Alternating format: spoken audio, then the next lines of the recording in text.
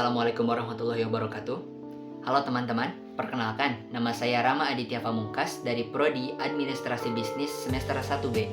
Video ini saya buat untuk memenuhi tugas akhir proyek ujian akhir semester 1 mata kuliah Pendidikan Pancasila yang diampu oleh Ibu Eriska Ginalita Dwi Putri, SH.MH, dengan tema keunggulan Pancasila sebagai ideologi dibandingkan ideologi lain.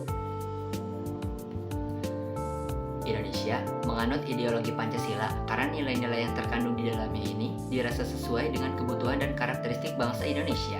Nah, Pancasila di sini mencerminkan semangat dan persatuan, juga kesatuan dan keberagaman yang merupakan kekayaan besar bagi masyarakat Indonesia.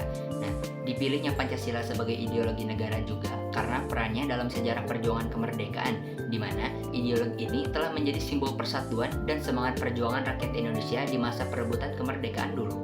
Sementara itu, Pancasila di sini dianggap memiliki nilai-nilai universal yang amat relevan dengan nilai-nilai kemanusiaan, seperti nilai-nilai keadilan sosial, nilai-nilai demokrasi, nilai-nilai penghargaan terhadap keberagaman.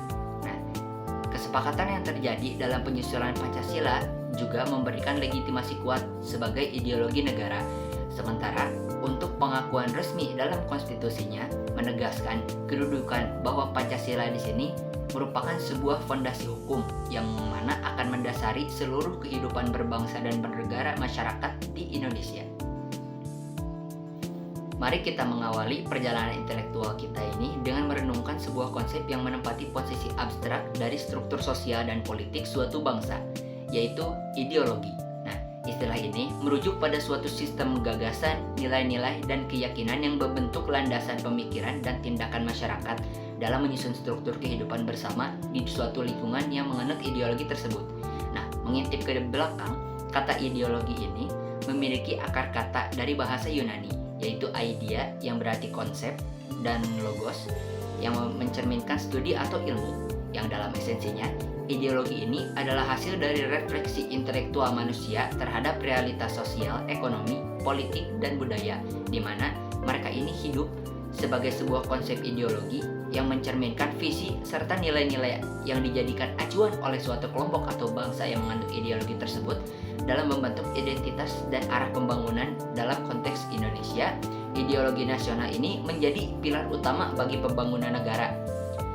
Pancasila ini bukan hanya semata-mata kumpulan prinsip atau ajaran, melainkan juga sebuah filsafat yang merangkum nilai-nilai spiritual, moral, sosial, dan politik sebagai pandangan hidup yang holistik. Nah, Pancasila juga menjadi tonggak utama dalam membimbing dan menyatukan bangsa Indonesia melalui landasan-landasan nilai yang kuat dan inklusif. Melalui eksplorasi mendalam tentang keunggulan Pancasila sebagai ideologi bersama, mari kita memahami bagaimana konsep ini menjelma menjadi arah dan tujuan bagi pembangunan yang berkelanjutan, serta menjadi wahana bagi masyarakat Indonesia ini sendiri dalam menghadapi berbagai dinamika zaman yang terus berubah.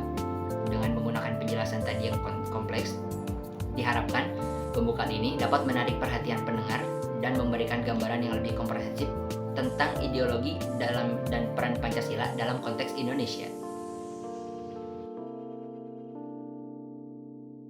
Nah, Pancasila sebagai ideologi terbuka ini tuh dikenal ada memiliki tingkatan nilai, yaitu nilai dasar yang tidak berubah, nilai instrumental yang menjadi sebuah sarana pewujudan nilai dasar yang berubah sesuai dengan keadaan, dan nilai praktis yang merupakan pelaksanaan secara nyata yang sungguhan.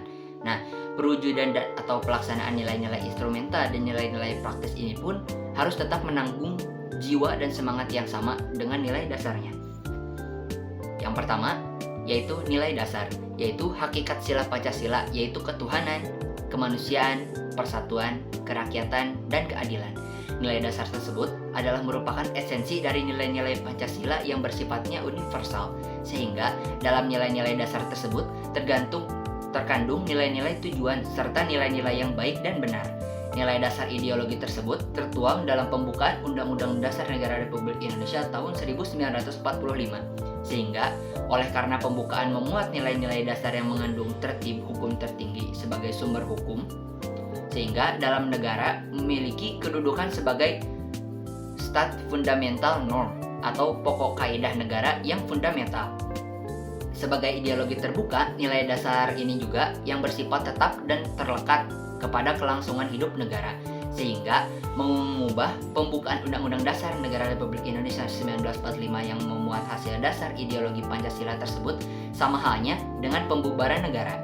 Adapun nilai dasar tersebut kemudian dijabarkan dalam pasal-pasal Undang-Undang Dasar Negara Republik Indonesia 1945 yang di dalamnya terkandung lembaga-lembaga penyelenggara negara, hubungan antara lembaga penyelenggara negara beserta tugas dan kewenangannya. Yang kedua, nilai instrumental yang merupakan arahan kebijakan strategi, sasaran, serta lembaga pelaksanaan. Nah, nilai instrumental ini merupakan eksplisitas penjabaran lebih lanjut dari nilai-nilai dasar ideologi Pancasila. Misalnya, garis-garis besar haluan negara yang 5 tahun senantiasa disesuaikan dengan perkembangan zaman, serta aspirasi masyarakat, undang-undang, dan departemen-departemen sebagai lembaga pelaksana dan lain sebagainya. Pada aspek ini, senantiasa dapat melakukan perubahan atau reformatif. Yang ketiga, nilai-nilai praktis, yaitu merupakan realisasi nilai-nilai instrumental dalam kehidupan realisasi, pengalaman yang bersifat lebih nyata. Nah, dalam kehidupan sehari-hari, dalam bermasyarakat, berbangsa, dan bernegara, dalam realisasi praktis inilah, maka penjabaran nilai-nilai Pancasila ini senantiasa berkembang dan selalu dapat melakukan perubahan dan perbaikan atau reformasi sesuai dengan perkembangan zaman, ilmu pengetahuan dan teknologi, serta aspirasi dari rakyat. Jadi, Pancasila sebagai ideologi terbuka ini dikenal ada tingkat nilai, yaitu nilai dasar yang tidak berubah, nilai instrumental sebagai sarana pewujudan nilai dasar yang dapat berubah sesuai dengan keadaan, dan nilai praktis yang tadi merupakan pelaksanaan secara nyata yang sungguhan. Sejauh mana Pancasila telah menjadi dasar negara dan ideologi bangsa dan negara Indonesia? Nah, persoalan yang muncul ini dipaparkan oleh jawaban Panji Setijo tahun 2006, yang mana beliau mengatakan, pertama, ideologi Pancasila ini telah sesuai serta berakar pada nilai-nilai budaya yang luhur dari bangsa itu sendiri. Nah, dan digali dari kehidupan rakyat yang telah berabad-abad lamanya dari kehidupan Indonesia semenjak zaman Nusantara hingga zaman sekarang. Yang kedua adalah Pancasila juga telah terbukti dapat mempersatukan seluruh kebinekaan suku, kelompok, agama, bahasa dalam kehidupan masyarakat bangsa Indonesia dari Sabang hingga Merauke menjadi satu kehidupan berbangsa dan bernegara Indonesia dalam bentuk Bhinneka Tunggal Ika atau berbeda-beda tetapi tetap satu. Yang ketiga, dalam kondisi krisis multidimensi dewasa ini yang sedang melanda bangsa dan negara Indonesia, pelaksanaan ideologi Pancasila telah membantu dalam mengatasi segenap dan berbagai krisis melalui berbagai solusi yang bermanfaat baik. Yang keempat, dengan melaksanakan ideologi Pancasila di Indonesia ini, derajat dan martabat bangsa Indonesia ini secara tidak langsung telah terangkat di tengah kehidupan bangsa dunia, juga untuk kehidupan masyarakat bangsa Indonesia itu sendiri. Untuk perbandingan ideologi Pancasila dengan ideologi besar di seluruh dunia. Yang pertama adalah liberalisme, yang mana liberalisme ini berakar pada kata Latin liber, yang artinya bebas. Nah, seorang yang berjiwa dan berpikiran liberal berarti orang yang percaya akan kebebasan sebagai nilai yang utama di atas nilai-nilai lainnya. Pokok-pokok ideologi liberal menurut Soekarno tahun 1981 adalah percaya terhadap Tuhan sebagai pencipta. Yang kedua adalah percaya terhadap persamaan dasar semua manusia. Yang ketiga adalah memperlakukan pemikiran orang lain secara sama. Yang keempat adalah pemerintahan dilakukan dengan persetujuan yang diperintah. Yang kelima, pemerintah berlandaskan hukum.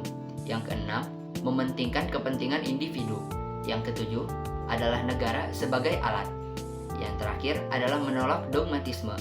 Ada 4 ciri pokok dari doktrin liberalisme klasik menurut Ludwig von Mises, yang mana beliau itu adalah tokoh liberalisme abad ke-20, yaitu kesejahteraan material, kecenderungan rasionalistik, kebaikan bagi lebih banyak orang, dan kepemilikan hak pribadi atau properti. yang dikatakan oleh Hendra Putrato dan kawan-kawan. Nah, masyarakat yang menggunakan prinsip-prinsip liberal ini seperti 4 ciri tersebut adalah masyarakat kapitalis. Dalam tatanan sosial ekonomi, kapitalisme ini didasarkan pada kepemilikan pribadi, sarana-sarana produksi, hak milik pribadi, dan kepemilikan atas modal oleh pribadi yang dilindungi oleh undang-undang akan menjamin sebuah aturan permainan yang objektif tanpa ada campur tangan kekuasaan atau dengan prinsip non-intervention di dalamnya. Nah, jadi bisa dikatakan bahwa liberalisme ini adalah sebuah ideologi atau ajaran tentang negara, ekonomi, dan masyarakat yang mengharapkan kemajuan di bidang budaya, di bidang hukum, bidang ekonomi, dan bidang tatanan masyarakat atas dasar kebebasan individu yang dapat mengembangkan bakat dan kemampuannya sebebas mungkin. Dan liberalisme ekonomi ini mengajarkan kemakmuran orang per orang dan masyarakat seluruhnya diusahakan dengan memberi kesempatan untuk mengejar kepentingan masing-masing dengan sebebas-bebasnya. Yang kedua adalah Marxisme atau Leninisme yang berasal dari nama Karl Marx, yaitu seorang filsuf asal Jerman, ahli ekonomi, dan seorang komunis. Seorang komunis ini dan revolusioner sebagai ideologi komunis memang baru mulai diterapkan saat meletusnya revolusi Bolshevik di Rusia tanggal 7 November 1917. Namun, kiprah dan pengaruhnya masih terasa hingga saat ini berkat daya tarik ajaran ideologisnya untuk membebaskan manusia atau kelas proletar dari belenggu penindasan kelas borjuis dan untuk mewujudkan masyarakat tanpa kelas di mana cita-cita keadilan dan kesamaan ini merata secara ringkas. Beberapa ajaran kunci Marxisme atau Leninisme adalah: pertama, doktrin Partai Komunis Revolusioner yang memiliki peran kunci dalam masyarakat. Yang kedua, kemungkinan terjadinya revolusi kelas proletar atau kelas pekerja dan bentuknya sosialisme di negara manapun yang sistem kapitalismenya berkembang lambat. Yang ketiga, peran revolusioner dari buruh tani, orang desa, dan simpatisan gerakan pembebasan nasional yang disimbolkan dengan palu dan arit. Yang keempat adalah penanaman doktrin secara terstruktur, sistematis, dan masif bahwa kapitalisme modern adalah bentuk penjajahan baru atau imperialisme. Yang kelima ini adalah paham ateisme yang menolak eksistensi agama dan penyebaran pemahaman materialis tentang alam. Agama harus dihapuskan dari muka bumi dan sebagai konsekuensinya ateisme lah yang harus dipeluk. Perkataan tersebut dikatakan oleh Hendra Putrato dan kawan-kawan. Selanjutnya adalah fasisme. Kata fasisme itu atau fasisme ini berasal dari bahasa Italia yang berarti fascio. Bentuk jamaknya adalah fasci yang berarti ikatan atau bandel. Dalam kamus Merriam-Webster mendirikan fasisme sebagai sebuah filsafat politik, gerakan politik, atau rezim yang mengagungkan bangsa dan ras di atas individu, yang berjuang untuk mewujudkan pemerintahan otokrasi dan tersentral yang dikepalai oleh seorang diktator sebagai mekanisme pengaturan sosial dan ekonomi yang keras dan terkontrol, dan memakai cara-cara kekerasan untuk menekan lawan politiknya atau bagian oposisi. Nah, fasisme ini juga ialah pengorganisasian pemerintah dan masyarakat secara totaliter oleh kediktatoran suatu partai yang berwatak dan bercorak nasionalis dan rasialis, milisialis, dan imperialis. Selanjutnya, sosial demokrasi, yang mana hal ini tuh merupakan ideologi politik yang mengkampanyekan transisi masyarakat secara damai dan revolusioner dari kapitalisme menuju sosialisme dengan menggunakan proses-proses politik yang sudah ada dan dianggap mapan. Ideologi sosial demokrasi berbagi akar-akar ideologi yang sama dengan ideologi komunisme, namun tidak mengadopsi semangat militan atau penggunaan kekerasan maupun pandangan totaliternya.